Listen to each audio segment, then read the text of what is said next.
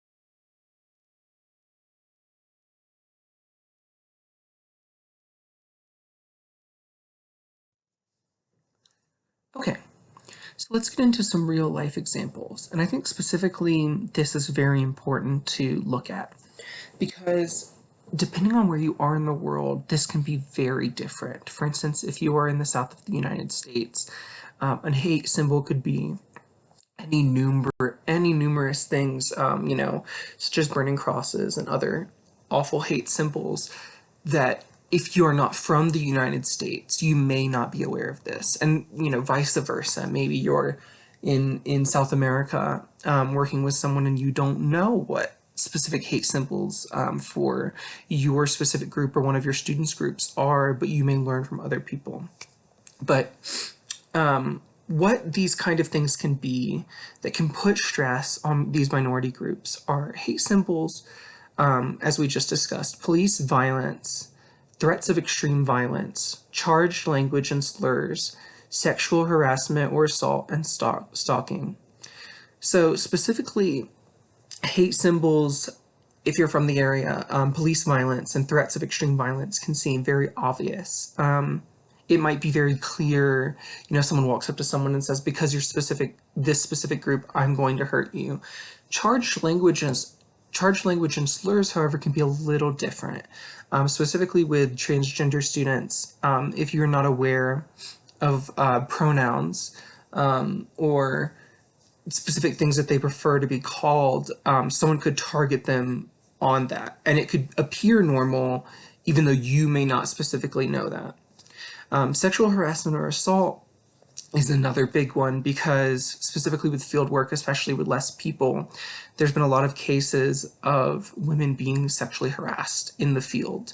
And it's been a big kind of blocker to a lot of women and other people in joining fieldwork expeditions. And the last thing is stalking, which... So, as I kind of talked before, each situation and each person is different. And there's a lot of moments where one person could be at risk in one part of the world and not at risk in other parts of the world. And to think about this more, you could say, for instance, if you had someone that was Hispanic and from Mexico, and they came to certain parts of the south of the United States, they could experience a lot of hate and discrimination and risk doing field work in those parts of the country than they would in other parts. But if they go to, the northern part of the United States or even back down by California or into Mexico again, they might not experience the same problems. And that is just, I'm just bringing that up to demonstrate that risk is very situational. For instance, I like to bring this up as like a gay man who hides his identity. A lot of LGBTQ plus people have minority identities, but they're not always showing it. For instance, like gay people, lesbian people, bisexual people, pan people, so on and so forth. And so with a gay man, he could pass as straight, but if he makes a mistake in the wrong place, for instance, saying partner, husband, boyfriend, it could cause a problem. And so it's really important for both you, if you are a marginalized identity, or if one of your students or workers is, that you try to think about where that might come up. And in other instances, like a woman wearing a hijab, a lot of women that would wear that would experience Islamophobia in a lot of parts of the world. And so that's more like actively, I want to say, people are more aware of it than someone who could hide his identity. And another example is... So I want to now talk about group-specific problems. And I think this is really important to discuss because if you don't belong to certain identities, it might be hard to realize some of the problems and discrimination that happens for those specific identities.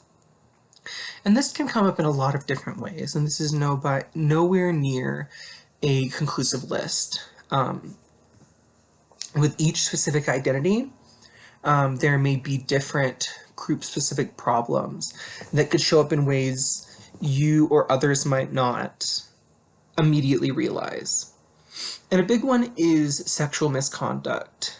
It's a big problem in science today, unfortunately, and it can show up in a lot of different ways. Someone could touch someone in an inappropriate place, or even touch them at all could come with some stress to that person, or come with certain meaning behind it based on what that person said before to this person. I think another thing is language. So specifically, if you're from certain places, you may think that a comment on someone's clothes or appearance or body, might be okay. But from where they're from or in the place that they are, they might feel like sexual harassment from that. I think another really important thing to bring up is you may not know another person's trauma. And if they don't discuss it with you, you might not know their triggers either. And so you making a comment that you think could be appropriate could trigger some trauma. And I think that's looking at this from someone with good intentions. A lot of times people that would do sexual misconduct will not operate like that. They will purposely be trying to hit on someone or any number of other things. And so, okay, so now let's get into ways supervisors can help minimize risk. I know we touched on this a little before with the previous slide, but I think it's important to continue to dive into this because they can be really important to minimizing risk in the field. So one of the first ones that you can think about is fostering an inclusive lab environment. And by having diversity in your lab and a diverse group of people and identities, when someone from a different identity comes into the lab, it might be easier for that individual to adjust.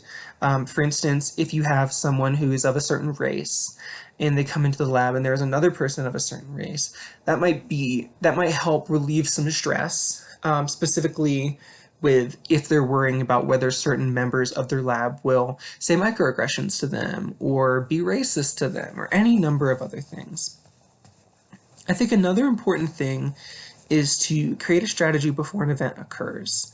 And this can be any number of things. But for instance, if one of your students is worried about hate symbols because they are working in a specific part of the country that you're working in, and they encounter one of those hate symbols, you could have a plan in place where they go with another person now, or maybe you can talk with the people around you to see if there's a way to mitigate that risk. You could see if you could change field sites. There's all kinds of strategies that you can come up with. And I think each one depends on how comfortable a person is with certain outcomes and how safe they feel. Because it's really important to feel safe and secure to do good work while doing field work. I think another one, and this is specifically for people of the minority identities, is to tell others if you are at risk. For instance, that could be you're experiencing microaggressions consistently from one specific person, or whenever you. So we're going to go into this further. And I think one of the really great ways that you can mitigate risk in the field is talking to field managers to ensure your researchers' safety. A lot of times, you might be working on, like, for instance, I've worked on wildlife management areas, and we would discuss with the field managers before about switching to specific walkie-talkie stations or channels that if anything happens, they can be there very quickly. And so even if you, as someone working on the field site, don't have direct access to, the police or your supervisors or any kind of things, by working with your field managers, the people in charge of those field sites, you can ensure your safety. I think another one to talk about is creating an open space to discuss potential complications.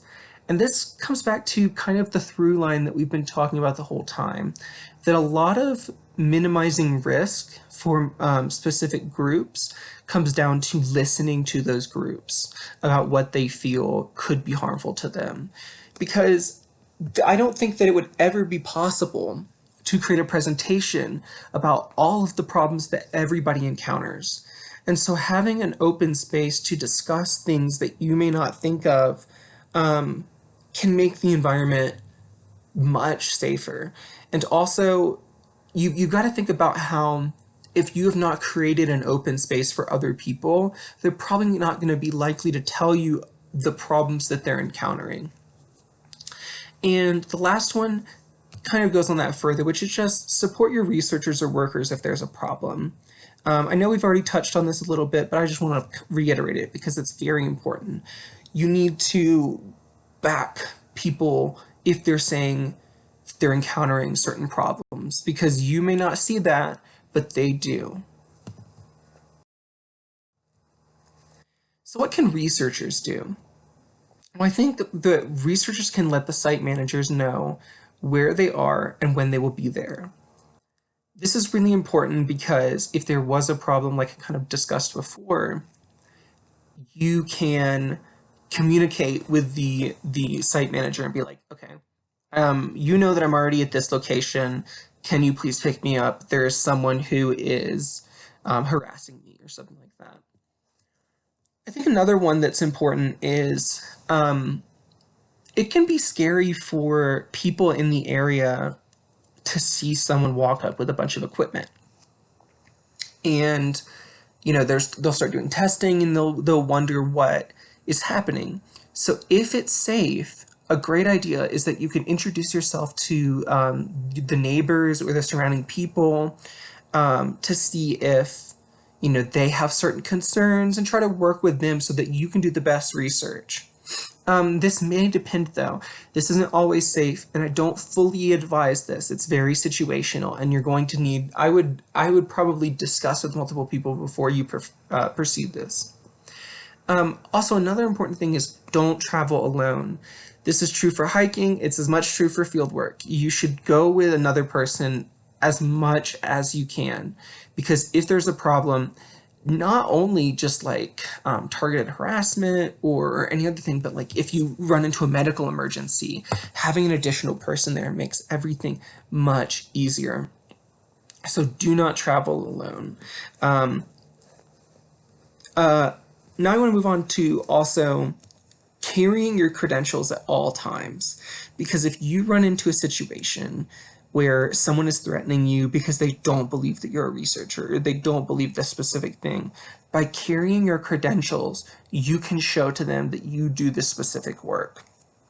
Or if the police are called on you, you now have a thing that you can show them that says, I'm supposed to be on this field site.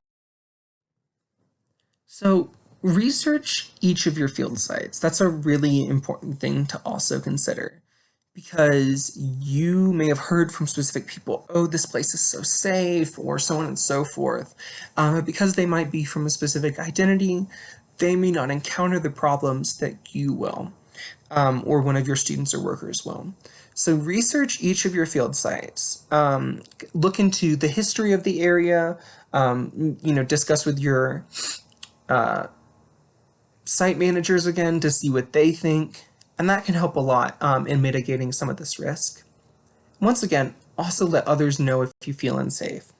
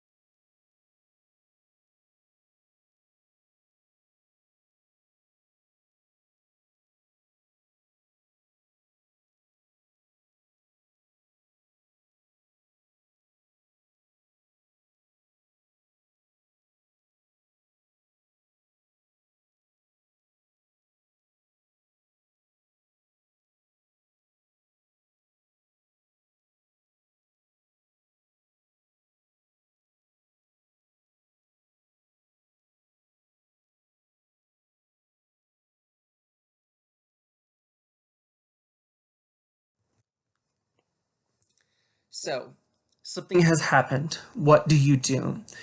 Well, rely on the plan is the first thing that I think of because when something happens, you may not have the time to think about what to do.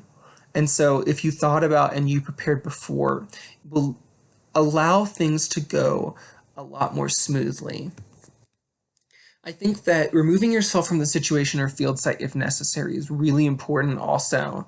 Um, if your safety is at risk, you should not feel like you have to stay in that field site in order to make someone happy or get the best data. Your life and well-being is way more important. You can go back and get more data later. Communicate with others what is happening or has happened. This is really important, as I kind of talked about before, but it's kind of a two-way street. Your students have to trust you to communicate with them, and you have to trust them when they communicate with you. Speak with your supervisor. If something like this happens and you're in the field by yourself or with another person or a couple of people, and you can't get a hold of the site manager, you should try to contact your supervisor. Or even if you can get a hold of the site manager, maybe leave for a little bit and talk to your supervisor. See what they say that you should do in this scenario. You probably can rely both on your plan, but then with speaking with your supervisor, create a new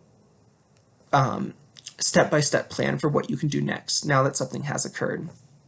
And restructure the project if needed. Once again, your well-being and safety is more important than your data.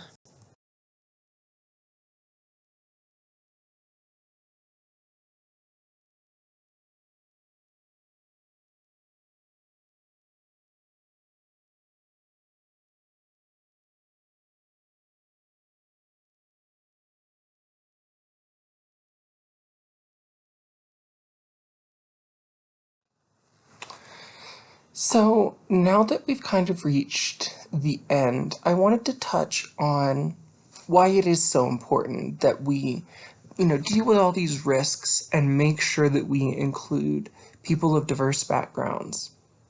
And I think that that's super important because each person deals with different struggles, but with those different struggles, they also offer up a unique set of experiences. And with climate change, pollution, violence, inequality, and all of these kind of major issues that science is trying to tackle, we need those unique perspectives. And so it is very important in order to do the best research that we can, to do the best data we can to help the world, to make sure that we include people.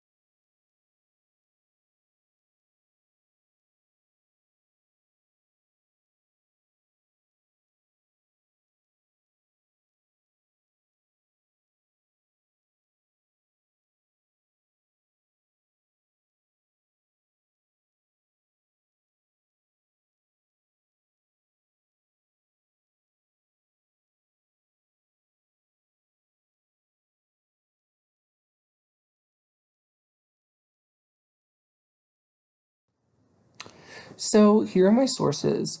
I highly recommend looking into some of these because they offer really interesting experiences from people that have encountered certain risks in fieldwork.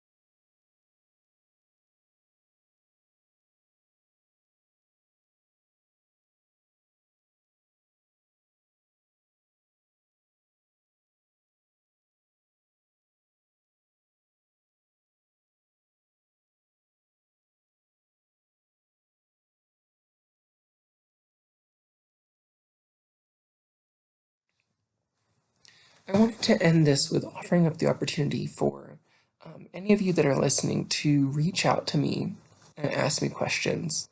I am happy to answer as many questions as you might have. You can reach out to me through Dr. Escobar, and he should give you my email. Thank you so much for listening.